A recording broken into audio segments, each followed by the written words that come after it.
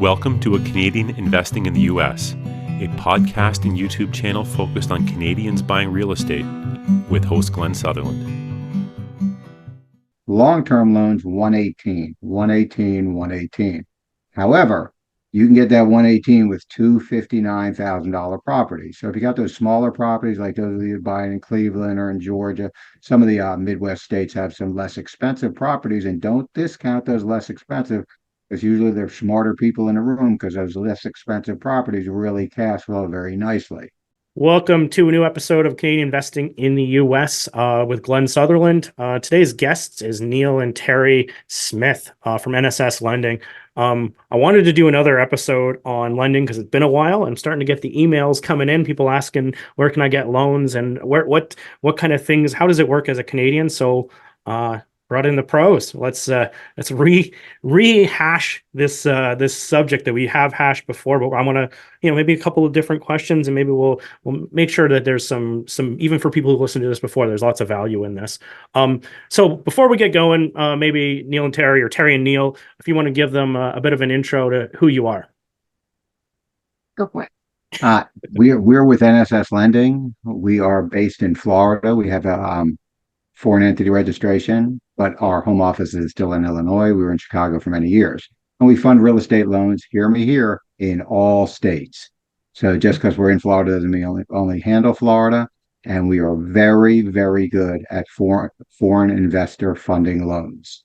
So if you're looking for funding, and most important, if you have funding going elsewhere and it's falling apart or you have a problem, or if you just have a general question, we're happy to help you because we funded an inordinate number of foreign investor loans, not only for Canadians, but people all over the world.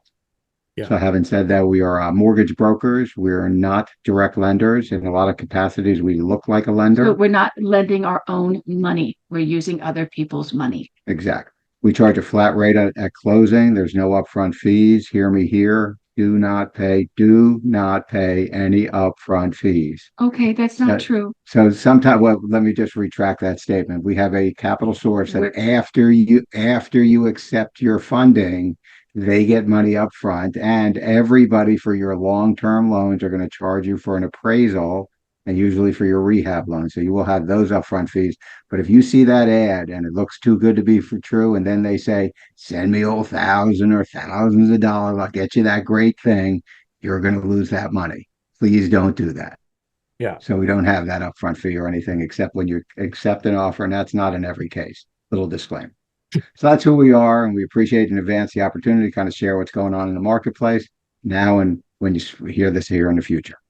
Yeah. So one thing you just mentioned there was all states, and you are a mortgage broker, right? So you're there is going to be states that have fewer loan options than other loan options, just so everyone understands that. And there's going to be, if you work with certain lenders, they only work in specific states, and that's why I think that Neal emphasized that he's in all states, because there are a lot of lenders, when you look at them, they'll say we only loan up the Eastern Seaboard, or we only do these 5 states, right? And so I think that's what he was trying to emphasize there. So I just wanted to drill that in a little bit, because it is, depending on where you're investing, it's nicer to not have one place that can do it all instead of having to shop. Oh, I want to buy something across the border in the next state, and you got to find a whole new team and everything else. That's a little more difficult. I want to go through some of the common questions I get from people who are just interested. When I go to real estate meetups, when I speak, people are asking a lot of the same questions over and over again. So I just wanted to sort of address those to you, and then we'll see where this conversation goes from there.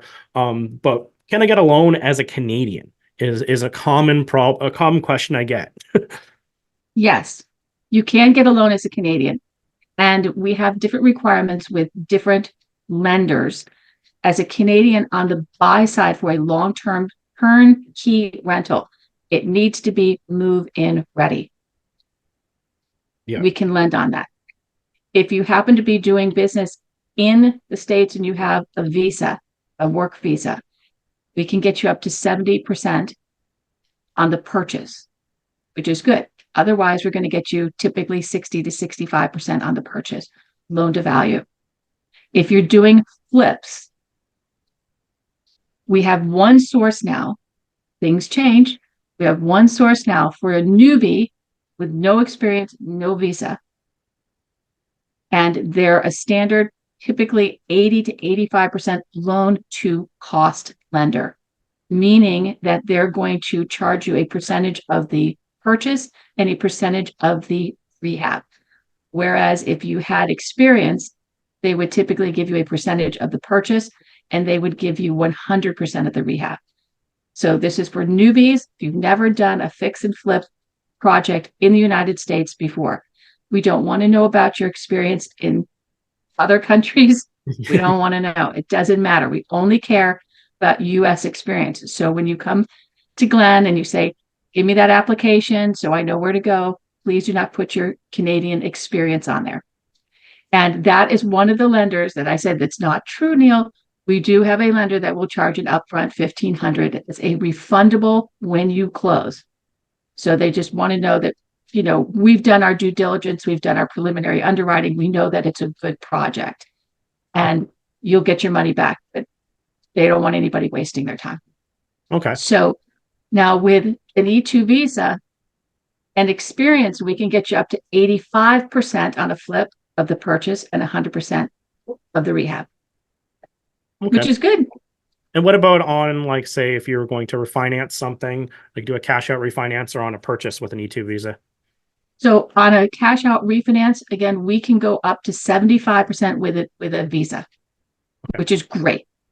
But the numbers need to work. The DSCR numbers need to be at 1.1, in some cases 1.2, depending on who we're going to, or greater. So you have that rental income divided into the cost of the loan needs to equal 1.1 or greater. So in a lot of cases, that shouldn't be an issue. Because if you're buying an investment property that you're trying to rent and actually make money on, you should be getting 1.1 or 1.2, right? You should. And, you know, when the Canadians are getting, you know, 60 to 65%, the numbers are always working for DSCRs. But as you start to get that higher 75%, sometimes, you know, we got to tweak it. And that's going to lead me to talk about the buy downs. You know, we do rate buy downs, and sometimes if we do a rate buy down just to make the DSCR work, I got to get a lower interest rate just to make that work.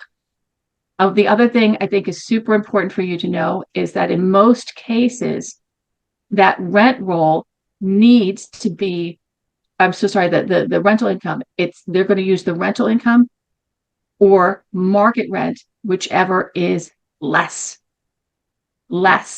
So if you're getting $1,800 a month, the market rent is $15, they're going to use $15. And they get that number when they do the appraisal. There's a 1007 report that's on every appraisal that'll go rental, compare, you know, the comps for rentals. In some cases, at a little higher interest rate, we do have a lender who will take the higher of the two, no more than 25% over market rent. Okay. Which will just make it easier for qualifying. But like I said, they're a little higher price lender though. Yeah. So back to the E2 thing, if you're qualifying with the E2 visa rather than the foreign national program, is the qualification process different? Like, are they now looking at American credit scores, and what is the difference for the qualification?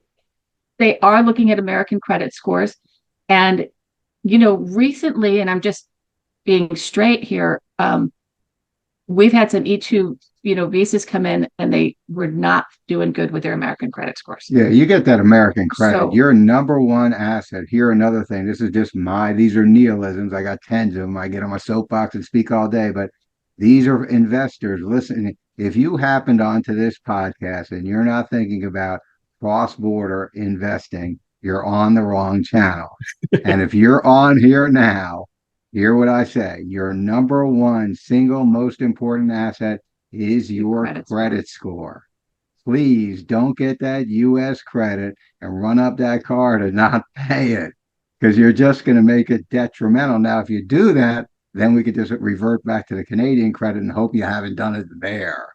But so we could go back to the foreign. I can't tell you how many people come in as foreign investors, and we just like, You got a U.S. social. They gave it to you for your U.S. work visa, and you 600 ruined. credit. Yeah, you ruined your credit. Why would you do that? I mean, and I'm not advising you don't use your credit. Use it, pay it off. I do the same thing every month. I got a whole pocket of credit cards. I never keep a balance. And by the way, I've always been that way, so I'm not over here bragging. I think that so what we've done is we just throw out the E2 visa. We go right back to just Foreign the investor. foreign You made investor. yourself. We're going to figure out the quickest and easiest way to get you funded and funded quickly. And by the way, we always suggest 30 days, but our loan process is literally closed in about 2 weeks right now. It's a very quick process. Yeah. So, Okay. one of the things that I think is also important about credit, a lot of people don't understand it. And I'm sure it works this way everywhere, but so our highest credit is 850. I think your highest credit's 900, right? Yeah. Yeah. That's what I thought. So our highest credit is 850. And getting good credit is it's kind of a weird balancing act that you want to use your credit cards, but they don't want you using more than 30% of the capacity of the credit card. Right. And they want to see that it's paid off. And they want to see, auto loans and home loans and all of those things. And I recall at one point, somebody said, I want to buy a house in my name for my credit rather than through the corporation name, which it helped, right? He's like, I just want to buy in my name. So I've got that on my record, because most of our loans, with the exception of one lender, they don't show up on credit at all. Now that's very important to hear what we said. Most of our loans don't show up on your credit, be it on the Canadian side or on the U.S. side. However, if you're developing your U.S. credit, you may want to consider using that source for that reason. Have a loan on. So now you got another trade line, and not just an old Amex, and not going to be Amex first, old Visa as an example, but now you actually have, something with substance. That is a U.S. mortgage in your name that you guaranteed here, going to make your funding much simpler going forward. Kind of like building. But by the way, if you don't have an E2 visa and you're just in Canada, and you're just starting out, and you don't even have a company, we can still help you. We could fund an individual name for people all over the country, all over the world, rather. And say you went through the E2 visa process, you just got this, and maybe you have an amazing I-10 credit score because you've been using that for years, but your social would be brand new. You could still qualify using the I-10. Hello, everybody. Thanks for listening to the podcast. I just wanted to let you know that I've created a new coaching program. I believe the new coaching program has way more value than any of the programs that have even existed in the past. What we've done is pre-recorded all the lessons so that you can work through it at your own pace, which is pretty cool. And then we're going to meet up on a regular basis to answer the questions, do deal analysis, and actually spend our time together working on things instead of spending our time learning things. I think this will make a seamless transition to buying in the United States and will help you solve a lot of your problems. If this is of interest to you, go to glensutherland.com/coaching. I hope to help you guys invest in the United States, and I hope we provide as much value as possible. Back to the podcast. Yeah, you could still, well, we try, I'm not going to say we try to disqualify the I-10 because did a lot of work on it, but the I-10 is pretty much equal to what you've been doing back home in Canada. I mean, I hate to make that broad brush stroke. Till you get that U.S. social, U.S. credit scores in all three bureaus, it's really not going to help. And that's the one you need to concentrate on building on if you choose to do that. But you don't. It's not a requisite. Don't feel like, oh, I can't get this or they're getting better. If you have properties in the U.S. and you have an E2 visa and no established credit here, we could still get you that 75%, so long as that you show that hey, I come and spend some time here in Florida, one of my properties or whatever it is. So anyway, one that we're not funding because we don't do owner occupied. And we just talked a lot about credit. So maybe we'll switch gears and talk credit for like a foreign national. And let's just make that clear. If you're, I always word this question differently, but if you're going to be a foreign national, Canadian who lives in Canada, going to invest in the United States, does credit score play into this at all? It doesn't. Their Canadian credit score doesn't play. Nothing that you have in Canada plays into anything that you do in the United States at all. From a score, not the score, not your experience, nothing, zero. So all we care about is what you have going on. I mean, your I-10, obviously, right. But in terms of credit, establishing credit and getting, a work visa in the US, if you want to go through that, you can, but you don't have to. We can still fund. So doesn't make a difference. Okay. So for people who are Canadians investing in the US who don't have a visa, or even if they have a visa, is it going to require them to go to the US in order to set up a loan? It doesn't require them to go to the US to set up a loan. They can, in some cases they're going to come here to sign. Yeah. And in some cases they can go to an embassy. They can go to an embassy, those are really the two choices: you cross the border or you go to the U.S. Embassy. What they want you to do is sign in front of a U.S. notary. And by the way, the Starbucks, and I don't get paid for this, but the Starbucks in Niagara Falls is pretty popular with our borrowers. So anywhere you choose across the border, and if you're not close to Niagara, feel like, oh, I can't be helped there. Anywhere in the United States that you want to go, just cross the border. We could set it up with just a mobile notary. And I don't know why that is, because when we started, we're about 5 years old. We would have your hostels there that could do the signing for us here, and it just they did away with it. So now you got to cross the border just for the signing, but not for the starting. A COVID thing. I think it was a COVID thing. Might have been a COVID thing. Who knows? COVID's a mean guy. We don't need no more COVID.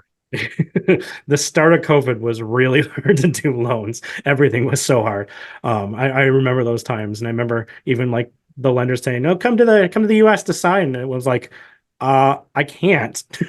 They're not letting people cross the border. If I get there, I may not get back. Exactly. Yeah. And then the alternative was go to the embassy. And I'm like, the embassy is open only for passport renewals. They are not doing notary. Like everything just limited resources. Anyway, by the way, that whole notary at the embassy, I think, is a little more costly than just the mobile notary. So I would have just advised, take a day trip over the border and we'd set up a mobile notary for you. And that's only on signing day. So you don't have to go there to send us documents. Everything's pretty much done. And your funding's on Tuesday, 11 o'clock, meet them at Starbucks, so to say, or wherever you choose. You kind of touched on this already, but I know a lot of people, whenever they're looking to do their first property in the United States, they try calling Bank of America or Wells Fargo or one of the big guys, and it's just a big no. And they automatically just assume that they have to go to the Canadian banks that are operating in the United States. And obviously, from having this conversation, that isn't true. But what I wanted to do is, maybe I'll just cover this part.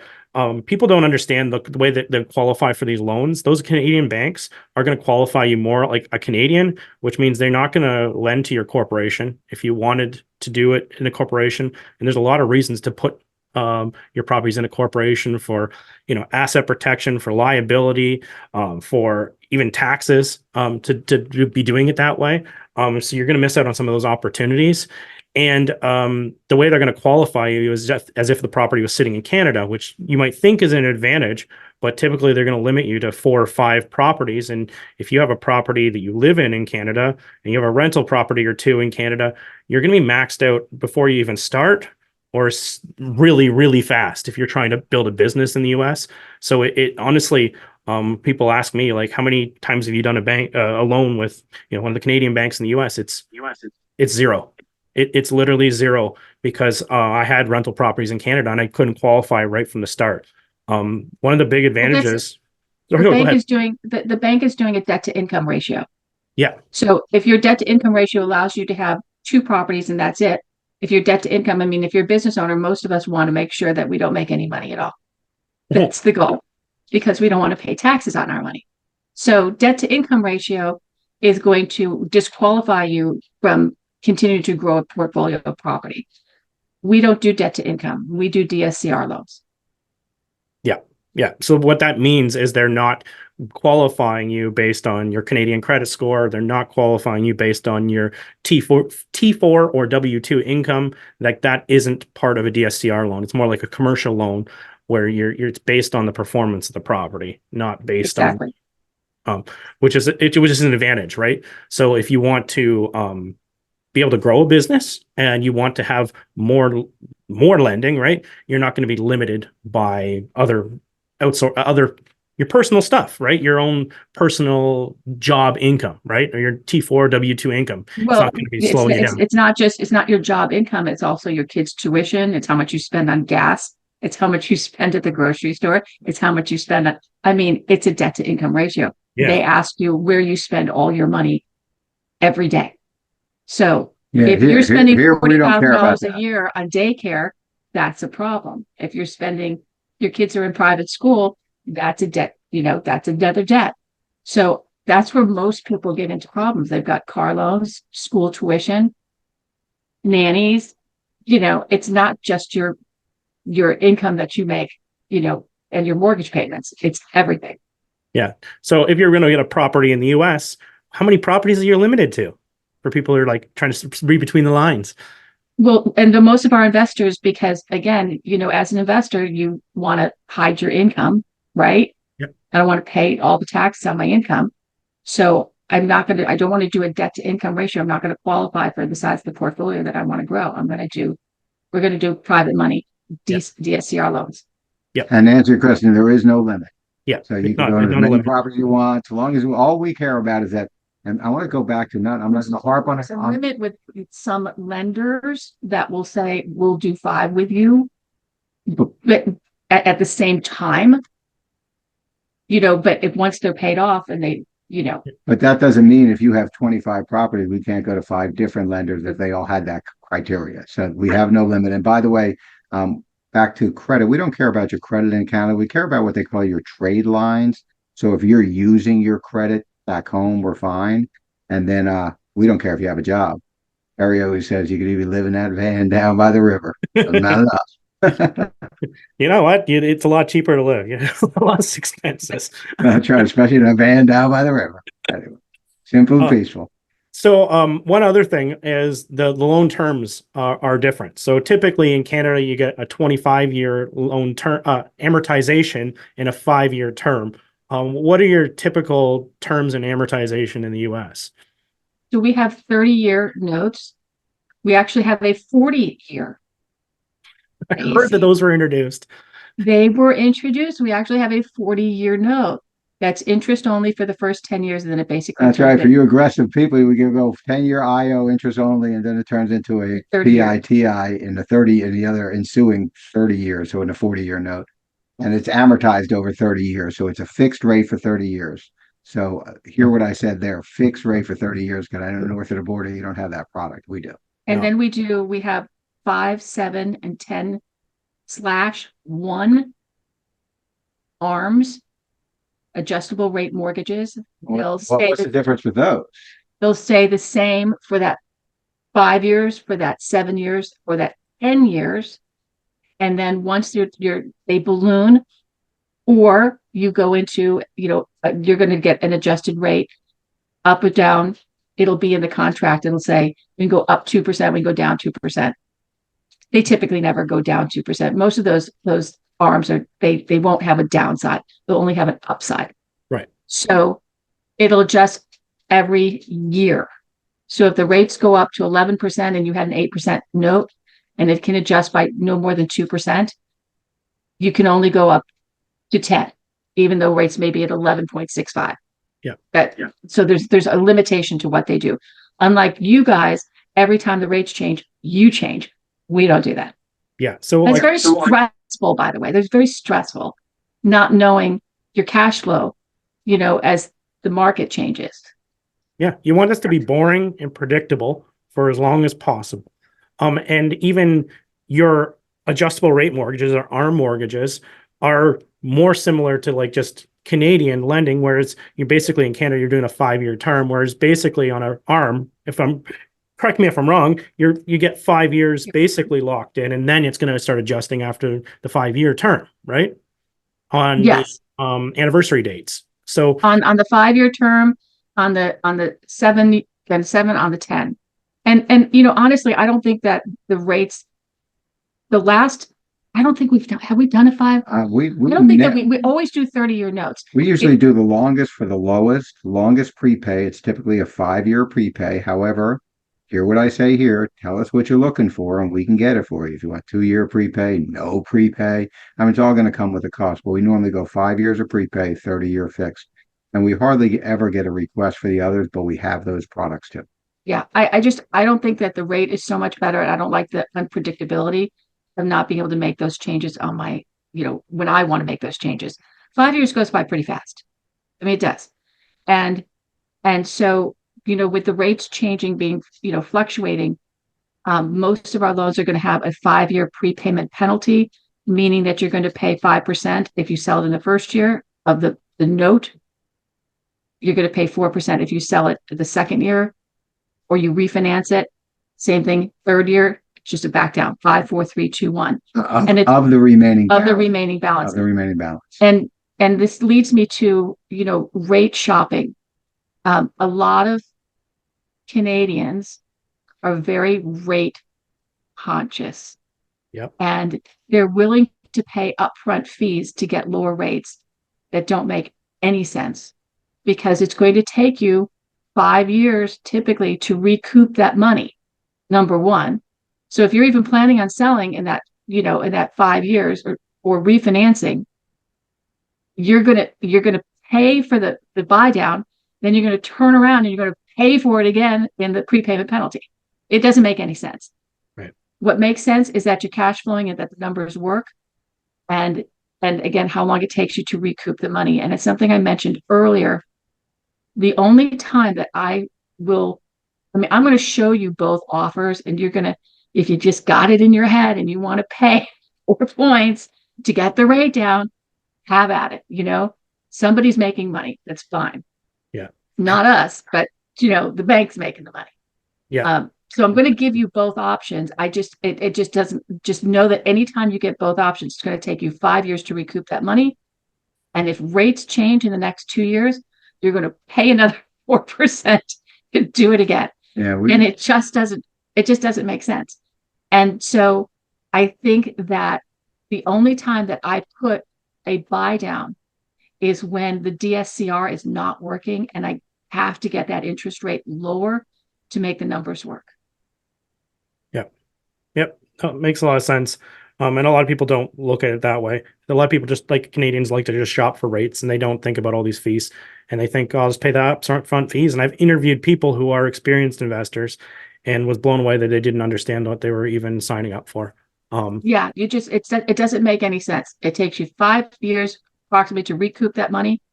You're going to refinance out. You're going to pay again to get a refinance. So just accept the rates, make the property cash flow, refinance when the prices go down. That's it. All right. Well, that's kind of what I had for questions. Unless, you know what? Well, maybe we'll wrap it up here, and then we'll have you back. But for people who are looking to call NSS up, or Neal and Teri up to, or Never So Simple, whatever way you want to look at this, do mention that you came from me, because we do have a break on the loan origination if you go through that way. That we've set up a deal to try and do some more bulk as a group. So and you have our applications online on your website. Yeah, I think so. If not, I'll link that up before this even goes live. I know it has a link to something on the website. I haven't clicked on it. I think you put our application. If you did put our application links, I'll send you the links. Okay. We could help you any way we can. And yeah, just mention Glenn when you come in. We give you a little bit of discount. We charge that flat rate, $2,500 when you loan funds. And the one thing we didn't hit on, I know we're going to get off here, but I just want to touch on loan minimums, minimum amounts for funding. First of all, on the fix and flip, even for you new people, we just need a $75,000 loan. Now, not value, $75,000 loan. So now don't forget, we're going to get you like that 70% loan to cost. The way I'd work it is maybe 70% of the purchase price plus your rehab has to equal that 75, as an example. Long-term loans, 118. However, you can get that 118 with two $59,000 properties. So if you got those smaller properties like those you're buying in Cleveland or in Georgia, some of the Midwest states have some less expensive properties, and don't discount those less expensive, because usually they're smarter people in the room, because those less expensive properties really cash flow very nicely.